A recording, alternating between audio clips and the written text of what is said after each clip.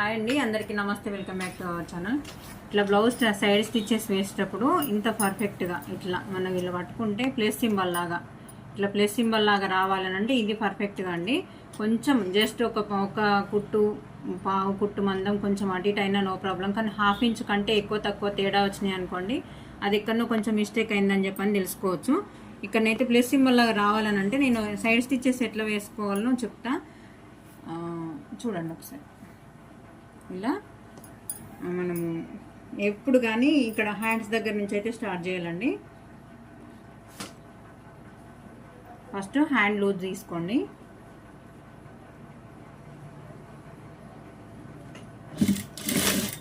ఇలా ఫస్ట్ ఇక్కడ షోల్డర్ దగ్గర నుంచి కుట్టు కరెక్ట్గా ఉందా లేదా ఒకసారి, రెండు ఈక్వల్గా వస్తున్నాయా లేదా ఒకసారి చెక్ చేసుకోండి.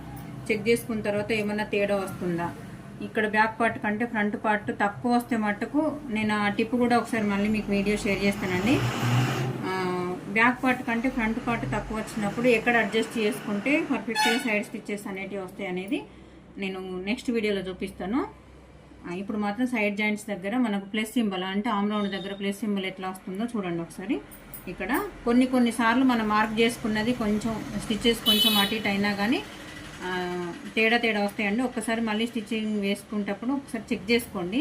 ఇలా వేసేటప్పుడు ఇక్కడ స్టార్టింగ్ అయితే కొంచెం కుట్టిన కదా, మళ్ళీ ఒకసారి ఇలా రెండు ఈక్వల్గా వస్తున్నాయా లేదా చూసుకోండి. ఇలా చూసుకున్న తర్వాత ఇలా ఒక్కసారి రబ్ తీయండి. ఇక్కడ ఇలా రబ్ తీసిన తర్వాత మళ్ళీ ఇప్పుడు నేను కాజాపట్టి సైడ్ వేస్తున్నా కాబట్టి కాజాపట్టి దగ్గర నుంచి ఇక్కడికి కుట్టు అనేది ఎట్లా వస్తుందో ఒక్కసారి చెక్ చేసుకోండి. చెక్ చేసుకొని రెండు ఈక్వల్గా వచ్చినాయా రాలేదా, రాకపోతే ఇక్కడ అడ్జస్ట్ చేసుకోవాలనేది నెక్స్ట్ వీడియోలో చూపిస్తాను. ఇప్పుడు మాత్రం సైడ్ జాయింట్స్ ఎలా వేసుకుంటే ఎలా పర్ఫెక్ట్గా వస్తుందో అనేది చూడండి.